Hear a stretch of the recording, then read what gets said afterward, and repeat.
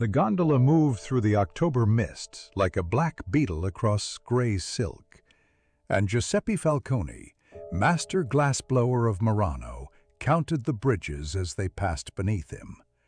7, 8, 9. The Austrian soldiers at the Rialto barely glanced at his papers. Artisans were beneath their notice, which suited him perfectly. Venice in the year 1853 wore her occupation like an ill-fitting dress, beautiful still, but constrained, breathing shallow. He shifted the leather case containing his tools, feeling the familiar weight of the pontil and jacks, the marver and blocks that had been his father's and his father's fathers before him. Tools older than the Austrian Empire itself, he thought with grim satisfaction. The gondolier, a young man with the haunted eyes that had become common since the cholera, pulled them past the fish market, where the morning's catch gleamed dull silver in the weak sun. The Palazzo Morosini rose from the canal like a pink coral formation, its Byzantine arches reflected in the restless water below. Giuseppe had passed it countless times in his 42 years, but had never been summoned inside.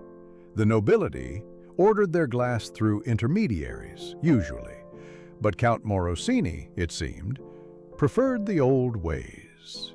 Or perhaps, Giuseppe mused, watching a servant hurry across the courtyard, the old count simply wants to ensure his commission is understood perfectly. The letter had been specific. A set of 12 goblets bearing the family crest, each one unique yet harmonious with its brothers. The housekeeper who met him at the water door was not what he expected. Signora Torriani carried herself like someone who had once commanded larger stages. Her voice, when she spoke, had the projection of training. "The Count expects you," she said, and though the words were simple, she gave them a music that made Giuseppe wonder what had brought an opera singer to service. But then, these days, everyone had stories they didn't tell. The servants' quarters assigned to him were modest but clean, overlooking the inner courtyard where a single olive tree grew, stunted but stubborn. As he unpacked his few belongings, Giuseppe could hear the palazzo awakening around him. Footsteps above, a door closing, someone playing scales on a pianoforte with mechanical precision. Through his window, he glimpsed a young woman in black crossing the courtyard, the Count's ward, he supposed, the orphaned niece the gondolier had mentioned, with that mixture of pity and gossip Venice perfected. At dinner, he was placed at the lower end of the great table, below the salt, as was proper. But from there, he could observe without seeming to. Count Ludovico Morosini sat at the head, his thin frame made thinner by consumption, that disease that took its time, killing nobility and commoners with equal cruelty. To his right, the elder son Marco, all modern energy and barely contained impatience, speaking of railway investments and steam power. To his left, Paolo, the younger son, softer, with the look of a man who spent his hours among books rather than ledgers. "The Austrians have approved the new bridge designs," Marco was saying, cutting his meat with sharp, efficient strokes. Paolo's response was too quiet for Giuseppe to hear, but he saw the way the younger brother's jaw tightened, the careful placement of his wine glass. The Count ate little, coughed less, but watched everything with eyes that reminded Giuseppe of the clarifying furnace, burning away impurities to see what remained. The young woman in black, Elena, sat between them like a shadow made flesh, eating with the careful movements of someone who knew her place was provisional. When she reached for the salt, her sleeve pulled back, revealing a bruise on her wrist, already yellowing. She noticed Giuseppe noticing and quickly adjusted her dress. Their eyes met for a moment. Hers were the gray of canal water at dawn, before both looked away. Later, in his room, Giuseppe could hear the palazzo settling for the night. Timber groaning, water gurgling through hidden pipes, and somewhere, faintly, what sounded like singing, wordless, melancholy, beautiful. He thought of his own house on Murano, empty these 4 years since the cholera took Lucia, and wondered if grief, like sound, could be captured in glass, held up to the light, examined for flaws. Tomorrow, he would begin his work, would meet the family properly, would see the famous relic he'd heard whispered about in the taverns of Murano, the singing glass of the Morosini, a goblet so perfect it was said to ring with the voice of truth itself. Stories, he told himself, settling into the narrow bed. But as sleep took him, he heard again that distant singing, and in his dreams, glass bells rang out warnings he couldn't quite understand. Morning brought the smell of baking bread and the sound of Antonio's voice in the courtyard, his apprentice having arrived from Murano with the portable furnace and additional tools. The boy, 16 and all elbows, was already charming one of the kitchen maids with tales of glassmaking magic, his Murano dialect making the girl laugh. Giuseppe smiled despite himself. At least someone finds joy easily, he thought, watching them from his window. Count Morosini received him in the library, a room that seemed to breathe old paper and leather, where dust motes danced in shafts of light like tiny golden insects. The Count's cough punctuated his sentences, each one a reminder that time was not his ally. 12 goblets, he said, his fingers tracing the family crest on a yellowed parchment. Each unique, as my sons are unique, yet clearly of the same blood. The design was complex, a serpent swallowing its tail, surrounded by 3 stars. The Ouroboros, Paolo said from the doorway, entering uninvited. Eternal return. Our family motto, truth devours itself. Strange words for a family motto, Giuseppe thought, but didn't say. He studied the parchment with professional interest, already seeing how the gold leaf would catch the light, how the serpent's scales might be suggested through controlled bubbling in the glass itself. Marco entered then, bringing with him the energy of the counting house, ink stains on his fingers. Father, the Austrian Trade Commissioner waits below. But the Count waved him away, his attention fixed on a cabinet in the corner. First, he said, you must see why we chose you specifically, Master Falcone. Your reputation with acoustic glass precedes you. He produced a key from his waistcoat, old iron that complained as it turned in the lock. The singing glass sat on blue velvet like a piece of captured moonlight. Giuseppe's breath caught, not from its beauty, though it was beautiful, but from its perfection. 13th century Murano work when the secrets were still truly secret, before the diaspora of craftsmen to France and Bohemia. The goblet was thin as paper, clear as air, with a slight blue tinge that spoke of minerals no longer used, knowledge lost to time. May I? Giuseppe asked, and at the Count's nod, lifted it carefully. The weight was nothing, less than nothing, as if it might float away. He tapped the rim gently with his fingernail, and the glass sang, a pure note that seemed to go on forever, filling the room with crystalline sound.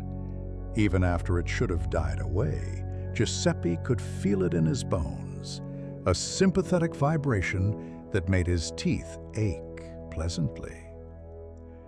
Legend says it rings when lies are spoken in its presence, Paolo said, his voice carefully neutral. His wife Isabella had joined them, a Florentine beauty whose presence seemed to make the younger son stand straighter.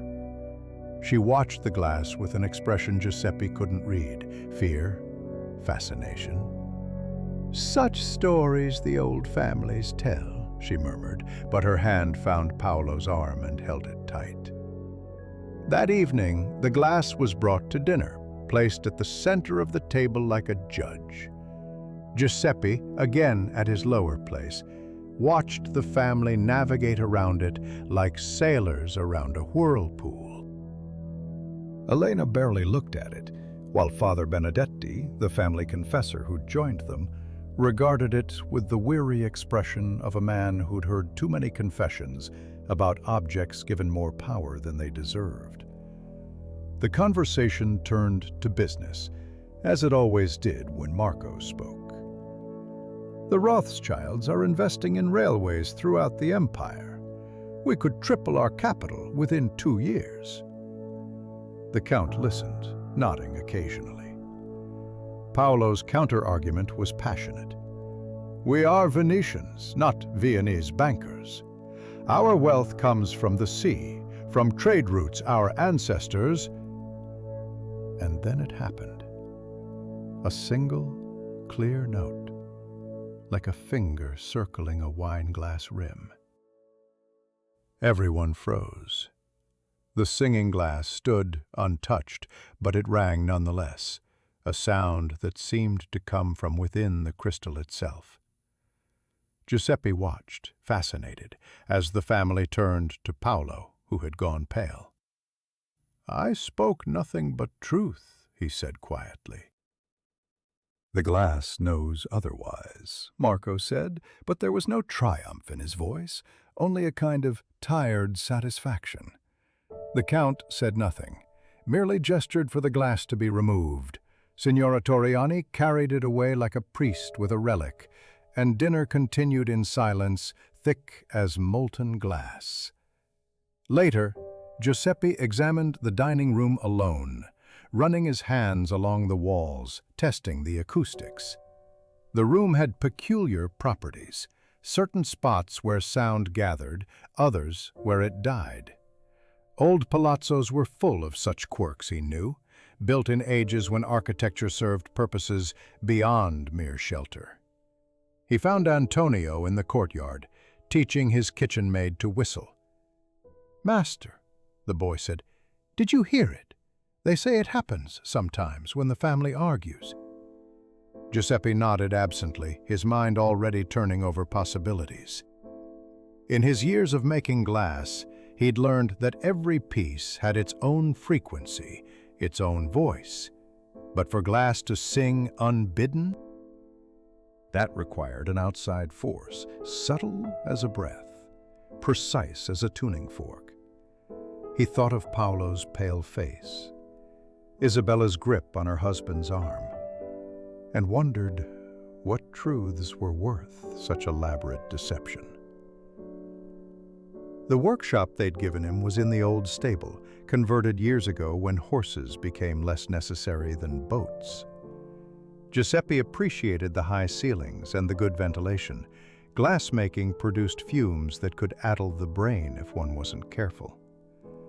Antonio had already arranged everything, with the precision of youth trying to prove itself. Tools laid out like surgical instruments. The small furnace glowing at the perfect temperature. Bars of raw glass sorted by color and quality. Working glass was like conducting a symphony where every instrument was on fire. Giuseppe gathered a blob of molten glass on his pontal, feeling the familiar weight, the dangerous heat that demanded respect. As he worked, shaping the first goblet's bowl, his mind wandered through the palazzo's mysteries. The Morosini crest began to emerge under his tools, the serpent taking form, scale by scale, a creature eating its own tail in endless consumption. Father Benedetti visited on the third day, his cassock dusty from the library where, he explained, he was cataloging the family's correspondence. 5 centuries of letters, he said, watching Giuseppe work with the fascination of someone who dealt in words rather than objects. Secrets upon secrets, though most are boring. Grain prices, marriage negotiations, complaints about servants. The priest had a face made for hearing confessions, mild, unshocked by human folly, yet somehow sad around the eyes. "You knew the late Countess?" Giuseppe asked, adding another gather of glass to build up the goblet's stem. Benedetti nodded slowly. "A woman of great faith and greater sorrows. She lost 3 children before Elena came to live here. Perhaps that's why she loved the girl so fiercely. Despite..." He trailed off, catching himself at the edge of gossip. Giuseppe had noticed Elena's strange position in the household, neither servant nor family, existing in that uncomfortable space between. At meals, she spoke only when spoken to. In the courtyard, he'd seen her feeding breadcrumbs to the pigeons, talking to them in soft tones as if they were confidants. Once, passing the music room, he'd heard her playing the pianoforte. Not the mechanical scales of practice, but something wild and modern. Chopin, perhaps, full of Polish rebellion. "The Count's health worsens," Benedetti continued. And indeed, Giuseppe had heard the coughing in the night, seen the blood-spotted handkerchiefs whisked away by servants. "The question of inheritance weighs heavily. Marco has modern ideas. He would sell the palazzo, invest in factories. Paolo believes in tradition, in maintaining what our ancestors built." The priest's fingers worried at his rosary. "Both love their father. Both want what they think best. But wanting and having, these are different songs, as you craftsmen say." That afternoon, Giuseppe discovered the acoustic tunnels entirely by accident. He'd been testing the sound of his new goblet, tapping it gently, when he heard an echo from the wrong direction. Investigation revealed a grate in the wall, decorative ironwork that concealed an opening. Such passages were common in old palazzos, for ventilation, the architects claimed, though everyone knew they served for listening, for knowing what was said in presumed privacy. The passages connected various rooms like veins in a body. Standing in the right spot, Giuseppe could hear Marco in his study dictating letters to his secretary about copper mines and railway stocks. A few feet away, another junction brought Paolo's voice, reading Latin poetry to Isabella. "Veritas filia temporis," he read. "Truth is the daughter of time." Isabella's response was too soft to hear, but Giuseppe caught the rustle of silk, the sound of a kiss quickly given. Elena's room was above the workshop, and sometimes Giuseppe heard her pacing, a restless rhythm that spoke of caged things. Once, late at night, he heard her sobbing, and the sound was so raw, so private, that he moved away from the wall, ashamed of his inadvertent intrusion.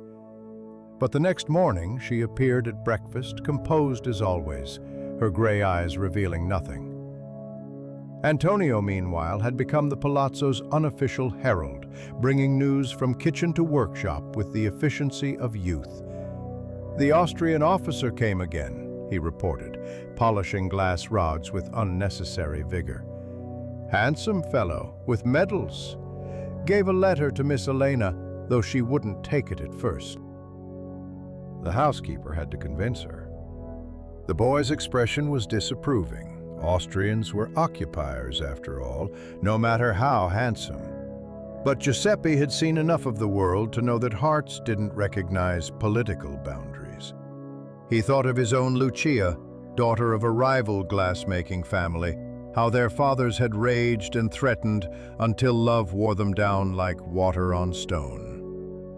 "The young must make their own mistakes," he told Antonio, who looked unconvinced.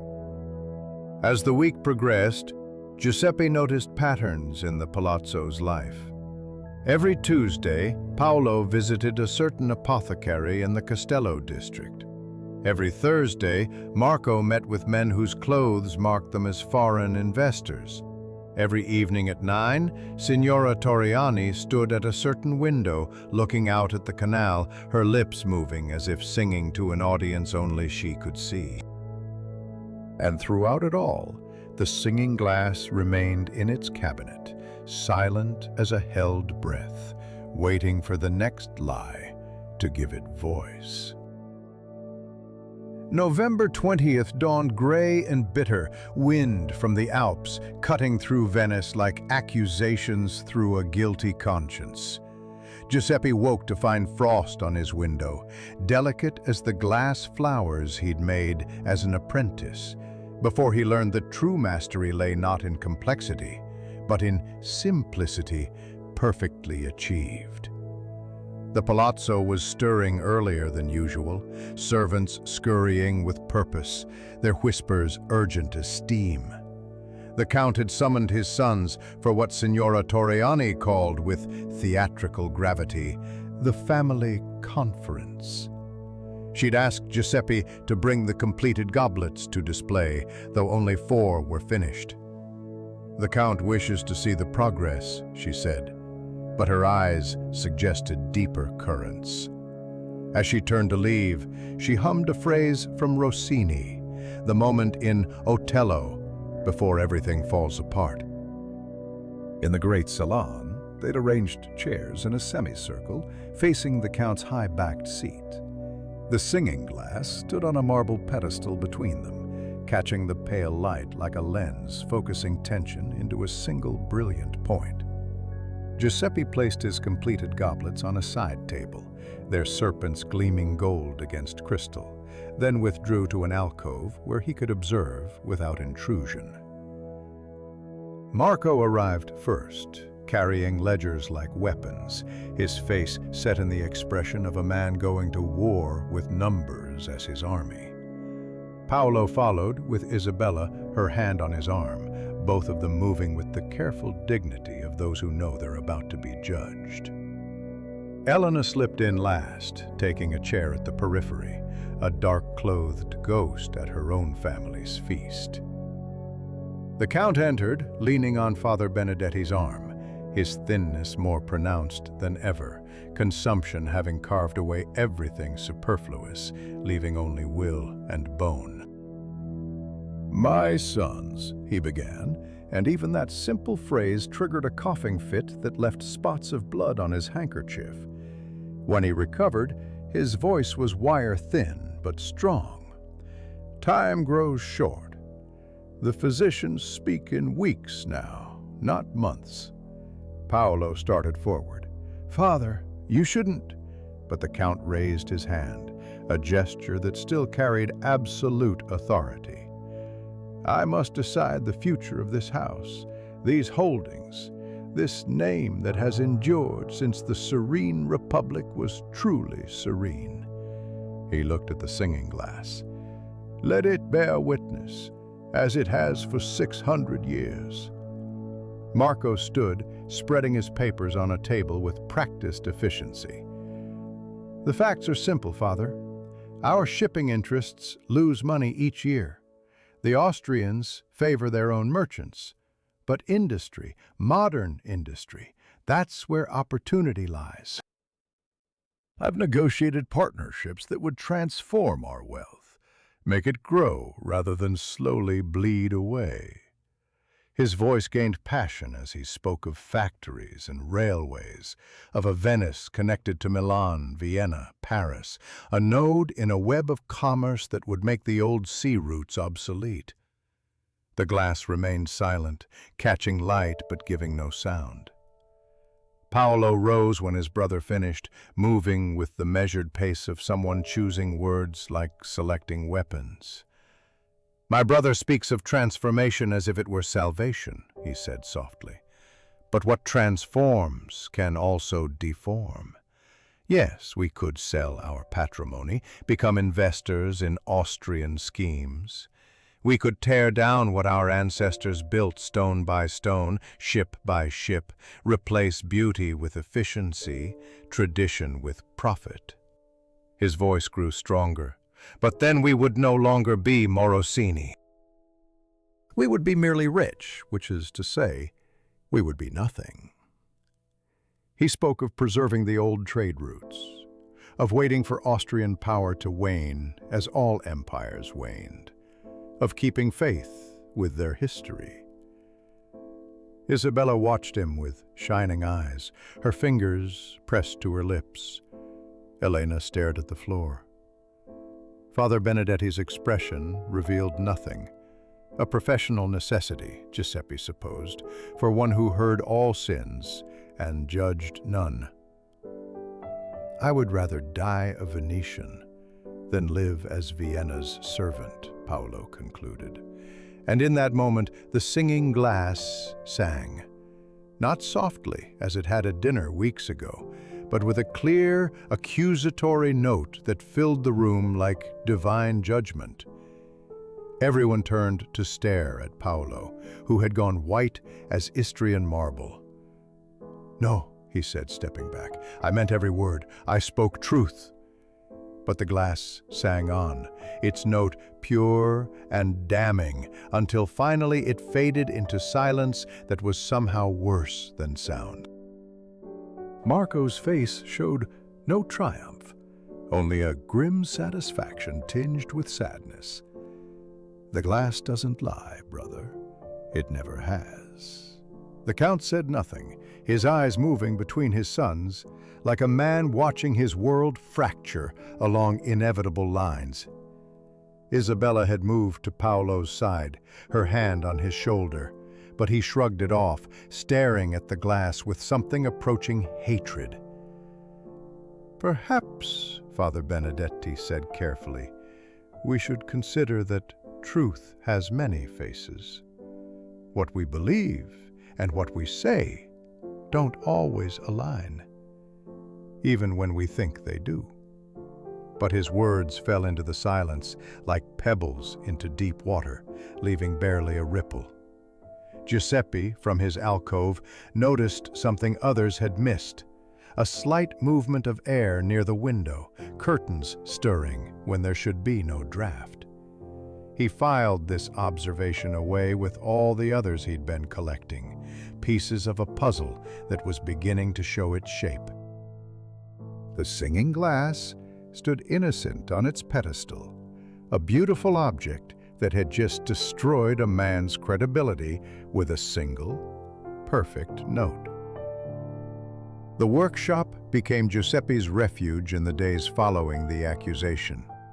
Here, among the familiar dangers of molten glass and killing heat, he could think clearly. The November rain drummed on the roof as he worked on the seventh goblet, each serpent scale a meditation on deception. Antonio worked beside him in companionable silence, having learned that his master's brooding moods were best left undisturbed.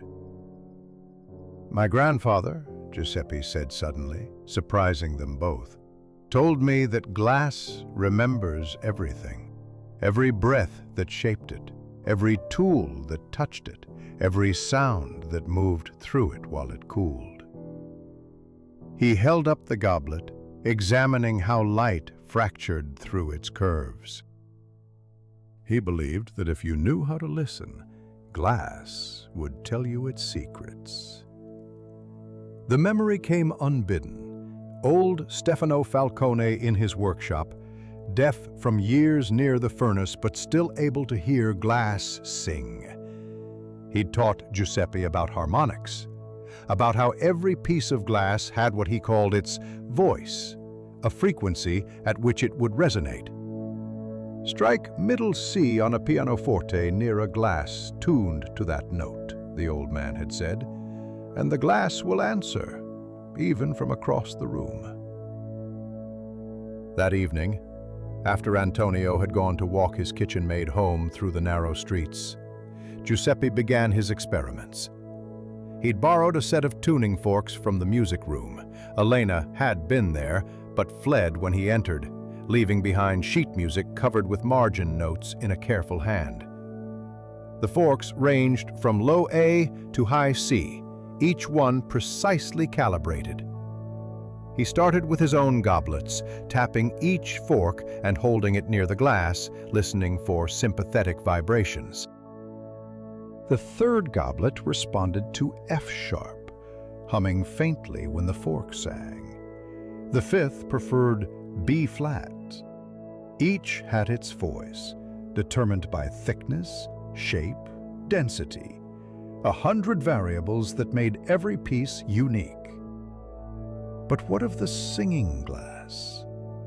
That night, Giuseppe crept through the palazzo like a thief, though he stole nothing but knowledge. The glass stood in its cabinet, moonlight making it seem to glow from within. He tried each tuning fork in sequence, holding his breath, waiting. At D, above middle C, the glass stirred, not singing, but almost purring, a sound felt more than heard. At E flat, nothing. But at a frequency between D and D sharp, there, the glass rang out, clear and accusing, just as it had during Paolo's speech. "Interesting experiments," a voice said from the doorway. Giuseppe nearly dropped the tuning fork. Signora Torriani stood there in her nightrobe, a candle in her hand, throwing shadows that made her look younger. Or perhaps just revealed who she'd been before circumstance brought her to service. "You were a singer," Giuseppe said. It wasn't a question. She smiled, an expression both sad and amused. "La Torriani, they called me. I sang Tosca at La Fenice before the fire, Violetta in Milano, until my voice broke on a high C during Norma. Shattered, like," she gestured at the singing glass, "like crystal pushed beyond its limits." She moved into the room with the grace of someone trained to own stages. "I know about resonance, Master Falcone. In opera, we learned to place our voices exactly, to find the frequency that would carry to the back row without strain. And sometimes," her voice dropped, "to find frequencies that did other things. There's a note that makes people weep, did you know? Another that induces fear." The castrati knew these secrets before we lost them to modernity's squeamishness. Giuseppe watched her examine the singing glass with professional interest. "You've heard it sing many times?" She nodded. "Always during family disputes. Always when Paolo speaks of tradition and family honor. Never when Marco talks of money, though God knows those are lies too, promises of wealth that may never come." Through the acoustic passages, they heard footsteps above, restless pacing, in what Giuseppe had learned was Isabella's room. "She doesn't sleep much lately," Torriani observed. "Guilt, perhaps, or fear. It's hard to say with Florentines. They learn to hide their thoughts young." She set down her candle, the light catching her face in profile, revealing the architecture of beauty that time had softened but not destroyed. "There are speaking tubes throughout the palazzo," she continued, "built when the Morosini were merchants who needed to coordinate between counting house and dock. Most are sealed now, painted over, forgotten, but some remain open. Some carry sound in ways the builders never intended." She moved to a wall panel, pressing a hidden catch. It swung open, revealing a brass tube with a flared end like a tiny trumpet. "Listen," she said, and Giuseppe put his ear to the opening. He could hear breathing, close, intimate, as if someone stood beside him. Then a whisper. It must work perfectly this time. Paolo's voice. The Christmas gathering. Father will announce his decision then. Another voice, female, probably Isabella. The frequency must be exact. Too low and it won't carry. Too high and... The voices faded as the speakers moved away. Giuseppe stepped back from the tube, understanding flooding through him like molten glass filling a mold. But Toriani held up her hand. I survive here by seeing nothing, hearing nothing, knowing nothing. But you, Master Falcone, you're temporary, outside their world. You can see what those inside cannot. Or will not. She left him there with the singing glass and his tuning forks, the rain having turned to sleet that tapped against the windows like skeletal fingers. Giuseppe thought of truth and lies, of frequencies that could shatter glass or make it sing, of a family destroying itself with the very thing meant to preserve it. The seventh goblet waited in his workshop, unfinished, its serpent mouth open as if to swallow or speak. Father Benedetti found Giuseppe in the workshop at dawn, the priest's face haggard as if he'd wrestled with angels through the night and lost. The furnace glowed between them like a captive sun, its heat making the air shimmer with possibilities that might or might not be real. Giuseppe was drawing gold leaf into impossibly thin sheets, each one catching the firelight like captured lightning. I need your counsel, Benedetti said without preamble, not as a confessor, for I cannot break that seal, but as one man to another, both of us observers in this house of breaking glass. He sat heavily on the workbench, his cassock pooling around him like spilled ink.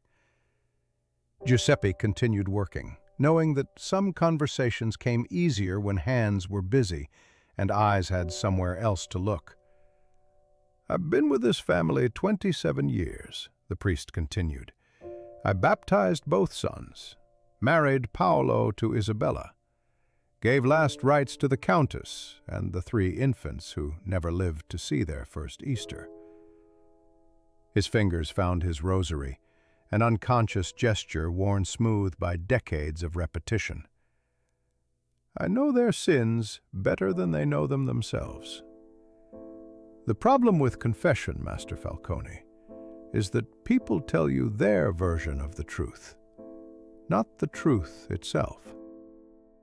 Giuseppe began applying the gold leaf to the 8th goblet, the serpent's scales catching light like coins in a fountain. Truth changes depending on where you stand to view it, he offered. Like glass, transparent from one angle, opaque from another, a mirror from a third. Benedetti smiled grimly. Spoken like a craftsman who understands that creation and deception share the same root. But what of absolute truth?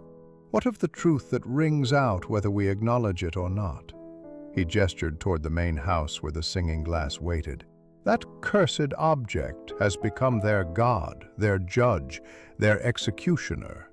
They believe in it more than they believe in the Almighty.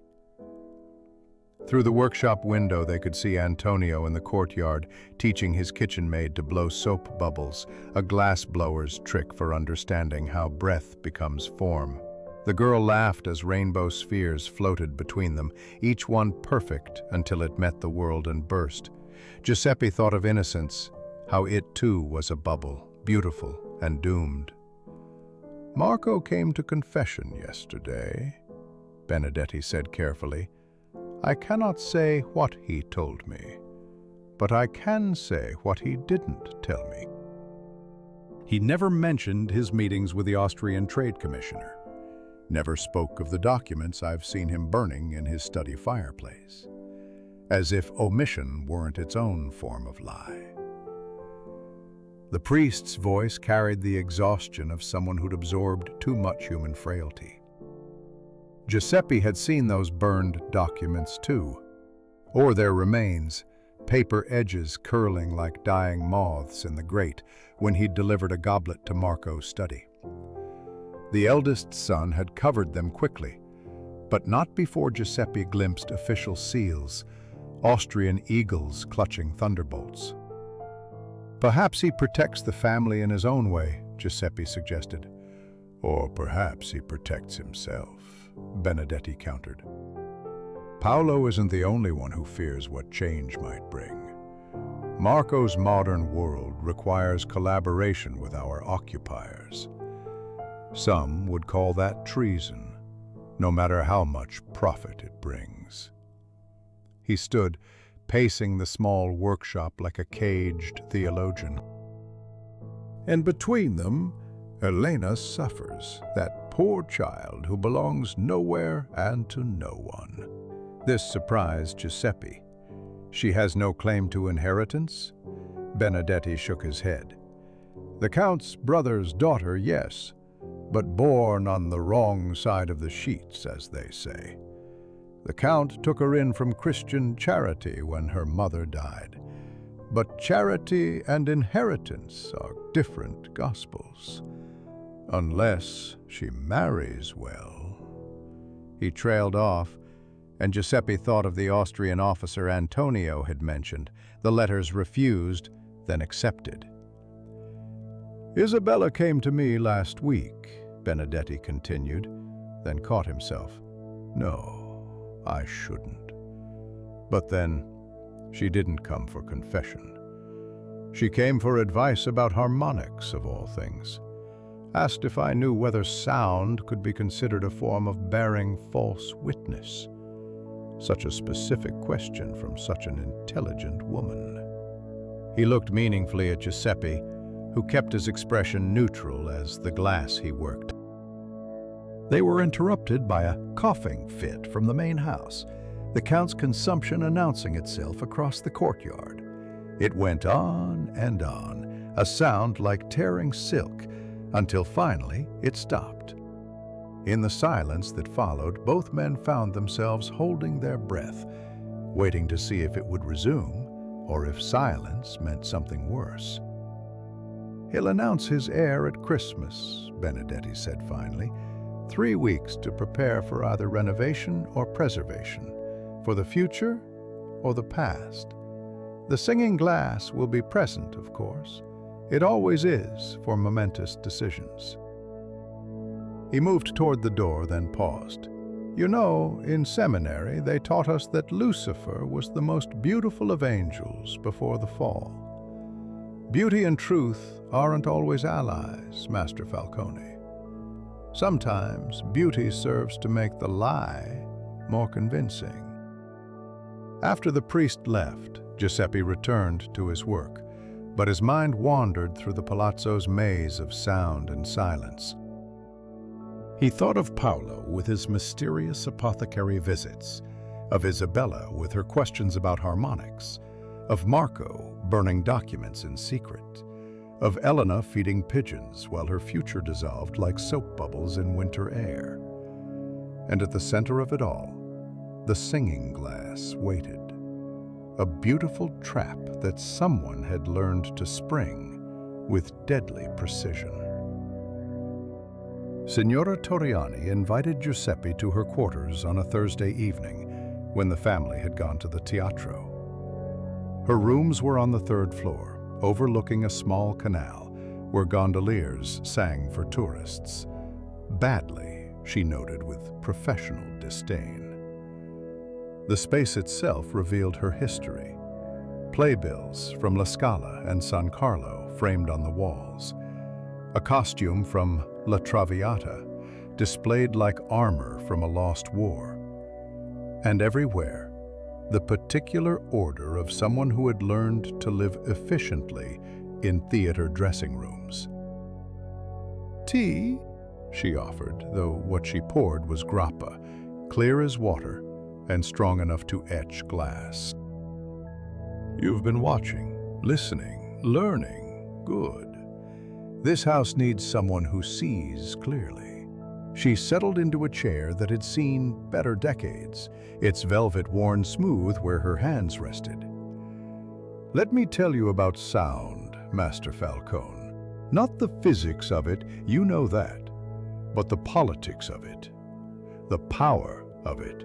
She stood, moving to a corner where sheet music lay stacked like sedimentary layers of time. In my performing days, I learned that every theater has its own acoustics, its own dead spots and sweet spots. La Fenice Before the Fire had a place on stage where you could whisper and be heard in the royal box, but nowhere else. Singers would position rivals there during ensemble pieces, knowing their voices would disappear. From her window, Giuseppe could see into the palazzo's music room. The pianoforte sat covered like a coffin awaiting burial. "Elena plays beautifully," he observed. Torriani's expression softened. "She does. Her mother. But that's not my story to tell. Though I will say this, the Count's brother loved unwisely but truly, and Elena inherited both the wisdom and the folly." She moved to a cabinet, producing a strange instrument, a cylinder of brass with carefully placed holes, like a flute crossed with a telescope. "This is a pitch pipe from my training days, but modified." She blew into it, and Giuseppe heard nothing, yet somewhere in the room a wineglass began to hum. "Ultrasonic frequencies," she explained, "beyond human hearing, but not beyond effect. The old cathedral builders knew this, why certain churches induce religious ecstasy while others feel dead as tombs." "You're saying someone could make the singing glass ring without touching it, without being heard?" Giuseppe asked, though he already suspected the answer. Torriani smiled, an expression both sad and sharp.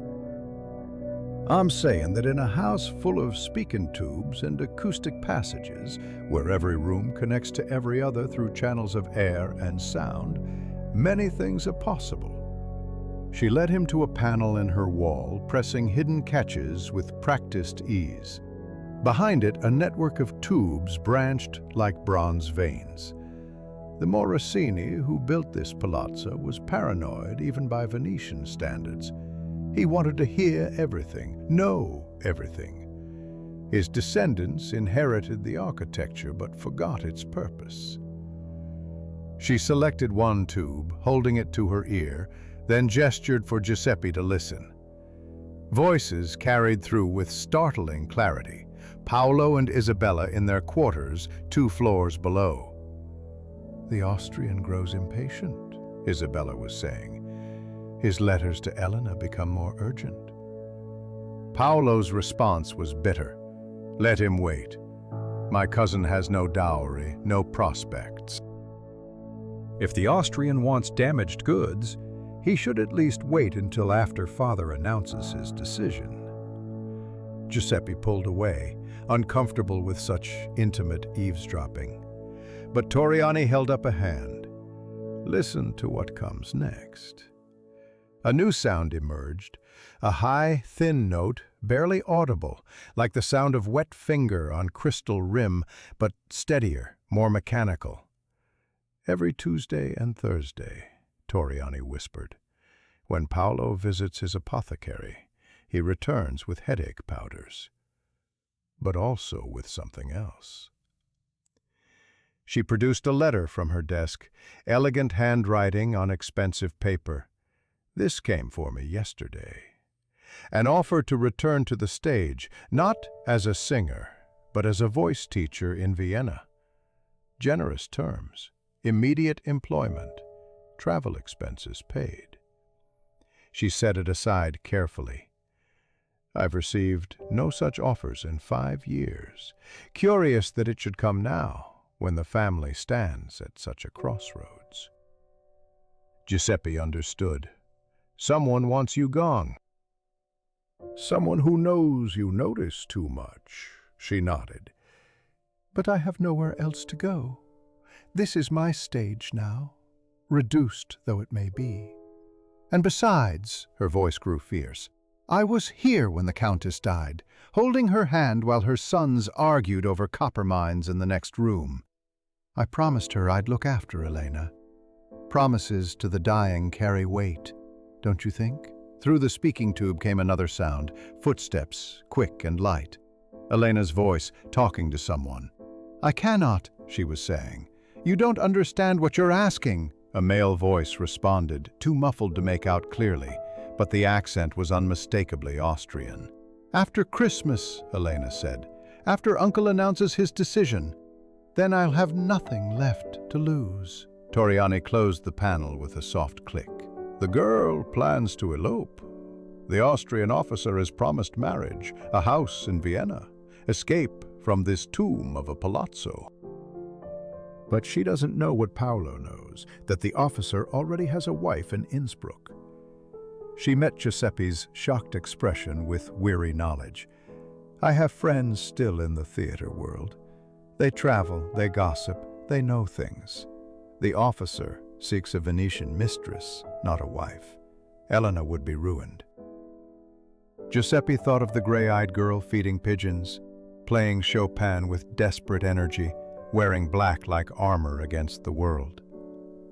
"Someone should tell her," he said. Toriani poured more grappa. "Someone should do many things in this house. Someone should tell Marco that the Austrian trade commissioner he trusts is embezzling half their proposed investment. Someone should tell the Count that both his sons are lying to him. Someone should tell Paolo that his wife knows exactly what he's doing with that damned whistle." The word hung between them like an accusation. Giuseppe wasn't surprised. He'd suspected Toriani knew more than she revealed. "How long have you known?" he asked. She laughed, a sound that still carried the training of countless performances. "Since the second time it happened. Once is coincidence, twice is pattern, 3 times is proof. Paolo discovered the frequency by accident, I think, then paid his apothecary to craft a whistle that could produce it. Ultrasonic, inaudible, but perfectly tuned to make the singing glass resonate." Giuseppe should have noticed the change in atmosphere immediately, but he was distracted by the complexity of the 10th goblet, the serpent's tail proving difficult to merge seamlessly with its mouth. It was Antonio who warned him, bursting into the workshop with fear widening his young eyes. "Master, they know. Signor Paolo knows you've been investigating." The evidence was subtle but unmistakable. Giuseppe's tools had been moved, just slightly, but to a craftsman who arranged them with surgical precision, it was like finding footprints in fresh snow. Someone had searched his quarters too, though they'd been careful. Only the faint scent of Isabella's French perfume betrayed the intrusion. That afternoon, Paolo visited the workshop for the first time since Giuseppe's arrival. The younger son moved through the space with casual authority, examining the completed goblets with an appraiser's eye. "Exceptional work," he said, holding the 9th goblet to the light. "You have a gift for capturing essence in glass. The serpent seems almost alive, ready to complete its eternal circle." He set the goblet down with deliberate care. "My father values craftsmanship above all else. He believes that a man who masters his trade masters himself." Paolo's fingers traced the workbench's scarred surface. "But mastery requires focus, don't you think? Distraction can be dangerous. A moment's inattention around molten glass, a slip of the hand, and years of work can be destroyed in an instant." The threat was velvet-wrapped but unmistakable. Giuseppe continued polishing the 10th goblet, keeping his movements steady despite the tension crawling up his spine. "I've found that the greatest danger comes from impurities in the glass itself," he replied. "Hidden flaws that only reveal themselves under pressure." Paolo smiled, an expression that never reached his eyes. "How philosophical. You remind me of my late mother. She too had a gift for seeing hidden meanings in simple things." He moved toward the door, then paused. She also had a tendency to involve herself in matters beyond her station. It contributed to her early death, some say, the strain of caring too much about things she couldn't change. After Paolo left, Giuseppe found his hands trembling, not from fear, but from anger. The implied threat to Antonio, the casual mention of the Countess's death, the suggestion that curiosity could be fatal. It all confirmed what he'd suspected. This was more than simple fraud with an ultrasonic whistle. This was about power, control, and secrets that went deeper than inheritance. Marco arrived an hour later, as if the brothers had coordinated their visits. But where Paolo had been subtle, Marco was direct. "I know my brother has been here," he said without preamble. "Whatever he threatened, whatever he implied, ignore it. You're under my protection now." He produced a leather purse, heavy with coin. "Complete the commission, but also document everything you've observed. I need proof of what Paolo's been doing with that damned glass." Giuseppe set aside his tools. "With respect, Signor Marco, I'm a glassblower, not a spy. I came here to create, not to take sides in family disputes." Marco's laugh was bitter as winter wind. "You think you have a choice? You've been watching, listening, everyone knows it. Torriani talks to you, Benedetti confides in you, even Elena has been seen near your workshop. You're already involved, whether you chose it or not." He was right, Giuseppe realized. Neutrality was a luxury he'd lost the moment he'd started investigating the singing glass. "What do you know about the Austrian officer?" he asked, testing Marco's knowledge. The eldest son's expression darkened. "Capitan Brenner? A fortune hunter with a wife in Innsbruck and debts in every garrison from here to Trieste. He thinks Elena is his pathway to Venetian society, poor fool. He doesn't know she's illegitimate, that she has no dowry, no prospects beyond what my father's charity provides." That evening, Giuseppe made a decision that would have seemed impossible weeks ago. He entered Paolo's study while the family was at dinner. The room smelled of leather and laudanum, the latter explaining Paolo's frequent headaches. Books lined every wall, titles in Latin, Greek, Italian, a scholar's fortress against the modern world. The ultrasonic whistle was hidden in plain sight, disguised as part of an antique pen set. Giuseppe examined it carefully, brass, precisely machined, with adjustable holes that could modify its frequency. A small engraving on its base read F. Helmholtz, Vienna. Not a local apothecary's work, but a scientific instrument from the Austrian capital. As he replaced the whistle, Giuseppe heard footsteps in the corridor. He moved behind the door just as Isabella entered, carrying a candlestick. She went straight to the desk, opened a hidden drawer with practiced ease, and removed something Giuseppe couldn't see clearly. Then she spoke, apparently to the empty room, but loud enough to carry through the speaking tubes. "I know you're listening," she said. "You always listen, don't you? The walls have ears in this cursed house." She laughed, a sound like breaking crystal. "Paolo thinks he's so clever with his whistle, his performances of righteous indignation, but he doesn't know what I know. This singing glass isn't the only thing in this palazzo that remembers the truth." She left as suddenly as she'd come, leaving Giuseppe pressed against the wall, heart pounding like a hammer on an anvil. He waited long minutes before emerging, then made his way back to his workshop through servants' passages he'd memorized over the past weeks. Antonio was waiting, the boy's face pale with worry. "Master, there's something else," Antonio said. "The Count collapsed during dinner. The physician says he might not last until Christmas." Giuseppe felt the news like a cold wind through broken windows. If the Count died before the announcement, Before the Christmas gathering, everything would change. The inheritance would be decided by law, not choice, and all the elaborate deceptions would have been for nothing. Outside, fog rolled in from the lagoon, thick as wool, muffling sound and blurring lights into ghostly halos. Venice was disappearing into mist, and Giuseppe thought how appropriate it seemed.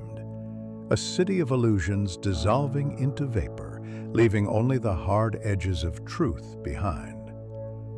Christmas Eve arrived, wrapped in unseasonable warmth, the Scirocco wind bringing rain that turned the canals choppy and restless. The Count, against all medical advice, had insisted on rising from his sickbed for the family gathering. Giuseppe watched from the servants' corridor as they carried him down in a chair, his body fragile as spun glass, but his eyes still sharp with purpose. The great salon had been transformed into something between a courtroom and a cathedral. The completed set of 12 goblets stood on display, their golden serpents gleaming in candlelight. At the center, on its marble pedestal, the singing glass presided like a judge of crystal and light. The family assembled in their prescribed positions, Marco to the right, Paolo to the left, Isabella beside her husband, Elena in her peripheral chair, Father Benedetti standing behind the Count like conscience incarnate. Giuseppe had spent the previous night in preparation.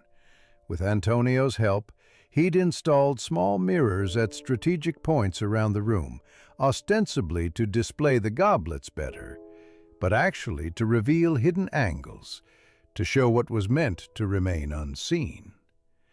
He'd also tuned a series of wine glasses to different frequencies, arranged them on a side table like an instrument waiting to be played. "My sons," the Count began, his voice thin but carrying absolute authority. "Tonight I announce my decision regarding succession." He paused, gathering strength. "But first, we must address the elephant in our salon, this matter of the singing glass and its accusations." Paolo stood immediately. "Father, the glass has spoken truth for 6 centuries. We cannot doubt it now simply because its judgment proves inconvenient." Isabella's hand found his arm. Whether in support or warning, Giuseppe couldn't tell. Marco remained seated, watching with the patience of a cat at a mouse hole. "Master Falcone," the Count said, surprising everyone, "you've been observing our family drama from your unique position. Tell us, as a craftsman who understands glass, is it possible for our family relic to lie?" Giuseppe stepped forward from the shadows, feeling the weight of every gaze. "Glass cannot lie, Your Excellency. It can only respond to the forces acting upon it." He moved to his arranged wine glasses, wetting his finger and running it along the rim of one. It sang out clear and pure. Every piece of glass has its own voice, its own frequency at which it resonates. He produced a tuning fork from his pocket, struck it, and held it near another glass. That glass began to hum in sympathy, though no one had touched it. "Action at a distance," he said. "What seems like magic is merely physics." He could see Paolo's face hardening, Isabella's eyes narrowing. Marco leaned forward with interest. "The singing glass," Giuseppe continued, "resonates at a very specific frequency, between D and D sharp, closer to what musicians call D quarter tone sharp. A frequency that could be produced by, say, a specially crafted whistle, one that emits sound beyond human hearing, but not beyond effect." The room erupted. Paolo protested his innocence with passionate eloquence. Marco demanded proof. Elena watched everything with those gray eyes that missed nothing. But the Count raised his hand, and silence fell like a curtain. "Continue, Master Falcone." Giuseppe moved to one of his strategically placed mirrors, adjusting it slightly. In its reflection, previously hidden by angle and shadow, Paolo's hand became visible where it rested near his pocket. "Signor Paolo, would you be so kind as to empty your pockets onto the table?" Paolo's face went through several transformations: indignation, calculation, resignation. Finally, with movements slow as cooled glass, he produced the ultrasonic whistle, placing it on the table where it gleamed like accusation made manifest. But Giuseppe wasn't finished. "However," he said, causing everyone to freeze mid-reaction, "Signor Paolo isn't the only one who's been manipulating sound in this room." He adjusted another mirror, revealing Isabella's position. "Signora Morosini, that bracelet you wear, the one with the peculiar charms, might we examine it?" Isabella's composure cracked for just a moment before reforming. She removed the bracelet with elaborate calm.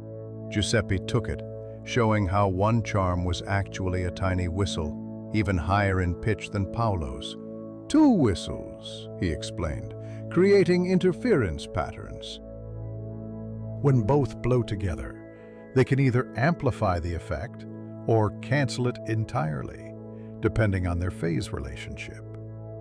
The revelation hung in the air like incense. Paolo and Isabella weren't conspirators, but competitors, each trying to control the glass's judgment for their own purposes. The Count's laugh, when it came, was like autumn leaves rustling, dry, knowing, touched with mortality. "My clever sons," he said, though his gaze included Isabella in that assessment, "so concerned with making the glass sing your truths that you forgot to simply speak them." He gestured to Father Benedetti, who produced a sealed document. "This is my will, written before any glass sang, before any whistles blew. Marco, you'll manage the modern investments, the railways, the factories, all the things that frighten me but might save Venice. Paolo, you'll preserve the old holdings, the palazzo, the trade routes, the traditions that make us who we are." He turned to Elena then, and his voice softened. "And you, child, you'll receive your mother's portion, the dowry that should have been hers had my brother been brave enough to marry for love rather than advantage." The sum he named caused Elena to gasp, her hands flying to her mouth. "But the singing glass," Paolo started, and his father cut him off with a gesture sharp as broken crystal. "The glass sang truth, Paolo, just not the truth you thought. It revealed that everyone in this family lies, with whistles, with silence, with omission. The real test wasn't who could make it sing, but who would confess when confronted with evidence." Giuseppe began collecting his mirrors as the family absorbed this judgment. The Count wasn't finished, though. "Master Falcone, your commission is complete, and brilliantly so. But I have one more request." He lifted one of Giuseppe's goblets, the serpent catching light as it swallowed its tail. "Take the singing glass with you. It's caused enough grief in this house. Perhaps in your workshop, it can return to being what it was meant to be. Something beautiful, nothing more." The room erupted again, but differently this time. Protests mixed with relief, anger yielding to exhaustion. Giuseppe noticed Signora Torriani in the doorway, no longer hiding her presence, her expression suggesting she'd known this ending all along, had perhaps even orchestrated parts of it through careful whispers in the right ears. 3 weeks had passed since Christmas Eve, and Venice wore January like a pearl-gray shawl, mist rising from the canals in the early morning light. Giuseppe stood in his Murano workshop, the familiar smell of silica and soda ash welcoming him home. The singing glass sat on his workbench, catching the thin winter sun, no longer a judge, but simply an example of exceptional craftsmanship from an age when masters took secrets to their graves. Antonio worked nearby, preparing the furnace for the day's work. The boy had grown during their time at the palazzo, not just in height, but in understanding. He'd learned that mastery meant more than technical skill. It meant seeing clearly, even when others preferred beautiful distortions. His kitchen maid from the palazzo visited on Sundays now, their courtship proceeding with the careful optimism of youth. The news from Palazzo Morosini came through Signora Torriani's letters, written in the elaborate hand of someone trained for the stage. Count Ludovico had died on Epiphany, passing peacefully with both sons at his bedside. The brothers, she wrote, had found an unexpected peace in their father's final days, realizing that their competition had been more habit than conviction. Marco's modern ventures were already showing profit, while Paolo had discovered a talent for negotiating with the Austrians, using tradition itself as a form of soft resistance. Elena's story had taken an unexpected turn. Confronted with the truth about Capitan Brenner's marriage, she'd surprised everyone by thanking Giuseppe for the information, then proposing a business arrangement to the Austrian. She would use her inheritance to fund his transfer back to Innsbruck, away from Venice, away from her, away from the temptation of bigamy. In exchange, he would spread word in Austrian circles that Venetian society was impenetrable, its women unattainable, its traditions incomprehensible to outsiders. "Let them think us backward," she'd written to Giuseppe. "The less they understand us, the more of ourselves we preserve." Isabella had returned to Florence for an extended visit with her family, though Torriani hinted she would return by spring. The ultrasonic whistles had been destroyed, thrown into the canal by Paolo himself in a gesture somewhere between shame and liberation. Without their artificial provocations, the palazzo had grown quieter, though perhaps also more honest. Father Benedetti visited Giuseppe's workshop on a cold Tuesday, bringing news and philosophy in equal measure. "The family has decided not to replace the singing glass," he said, warming his hands over the furnace.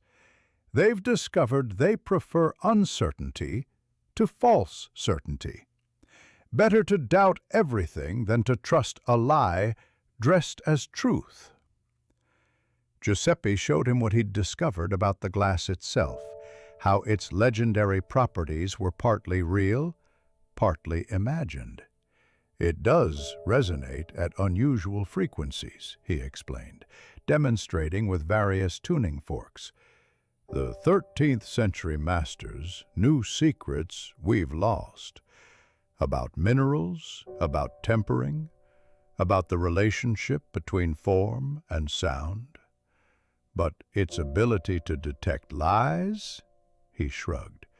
"That was always in the hearts of those who heard it sing, not in the glass itself." The priest nodded slowly. "Perhaps that's the real truth. We hear what we need to hear, see what we're prepared to see. The glass was just a mirror for our own judgments." He paused, watching Giuseppe work on a new commission, simple drinking glasses for a local tavern, honest work without pretense. "You know, the Morosini motto, 'Truth devours itself,' I used to think it meant that truth was self-destructive. Now I think it means something else, that truth consumes its own illusions endlessly, like that serpent swallowing its tail." As Benedetti left, Giuseppe returned to his work, gathering molten glass on his pontal with movements worn smooth by decades of practice. He thought about truth and beauty, about the lies families tell to preserve themselves, about the honesty that comes from accepting imperfection. The glass in his hands was hot enough to burn, fluid enough to shape, vulnerable to any breath or touch. Like truth itself, perhaps, dangerous, malleable, requiring careful handling. Torriani's latest letter had contained an intriguing postscript. A teatro in Milan had offered her a position as voice coach, not performing, but teaching others to find their true voices. She was considering it, she wrote, though she'd grown fond of her strange family at the palazzo. We're all servants to something, her letter concluded. The question is whether we choose our servitude or let it choose us. That evening, as the workshop cooled and the furnace settled into embers, Giuseppe took the singing glass to his private studio. He could destroy it, melt it down, reform it into something new, or he could preserve it, a reminder that beauty and deception were often indistinguishable. In the end, he chose a third path. He would keep it, but as a teaching tool. Future apprentices would learn from it not just about acoustic properties and harmonic frequencies, but about the power of belief, the danger of certainty, the seductive nature of simple answers to complex questions. Antonio called from the main workshop. A customer had arrived wanting repairs to a broken mirror. Giuseppe carefully placed the singing glass in a cabinet, where it would wait, patient as history, for the next person who needed to understand that sometimes the most dangerous lies are the ones that sing with the voice of truth. As he closed the cabinet, the glass caught the last light of day and rang once, softly, a note pure as water, clear as winter air, not because anyone was lying, but because the wind from the lagoon had found just the right angle, the right pressure, the right moment. Walking back to help Antonio, Giuseppe thought of the Morosini family in their palazzo, learning to live without their crystal judge. He thought of his own Lucia, dead these 4 years, and realized the sharp edge of grief had finally softened into something bearable, like sea glass worn smooth by waves. The world was full of mysteries that didn't need solving, full of beauty that didn't need to mean anything beyond itself. The customer with the broken mirror turned out to be a young woman, nervous, hoping the repair wouldn't be too expensive. Giuseppe quoted her a fair price, then reduced it when he saw her relief. Antonio watched, learning this too was part of the craft, knowing when to be rigid as cooled glass, when to be fluid as the molten form. Outside, Venice continued its eternal performance of decay and persistence, beauty and survival, truth and carefully crafted illusion. And in a workshop on Murano, surrounded by tools older than empires and knowledge deeper than books, a master craftsman and his apprentice work on, shaping sand and fire into forms that would outlast them all, carrying light long after the hands that made them had returned to dust.